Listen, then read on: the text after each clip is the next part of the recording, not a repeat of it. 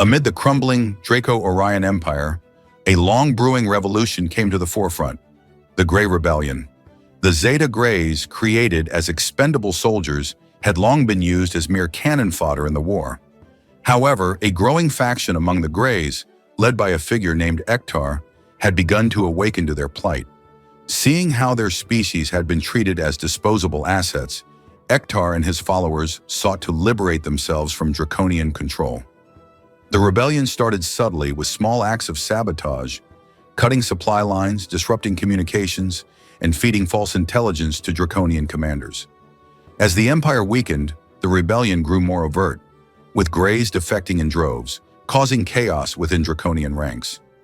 What began as isolated acts of defiance soon grew into a full-scale revolt. The Greys, using their knowledge of the Empire's military and infrastructure, systematically dismantled key Draconian strongholds from the inside. The Draconians, already stretched thin by the war and losing control over their territory, struggled to suppress the uprising. The rebellion was not just a military coup, but a psychological shift, as the once subservient Greys asserted their autonomy. The Galactic Alliance, recognizing the potential in the Greys' rebellion, reached out to Ektar and his forces, offering them refuge and a chance to join their cause. In exchange for their help in undermining the Empire, the Greys were granted autonomy and recognition. This rebellion further destabilized the Empire's power structure, leaving them vulnerable to collapse from within.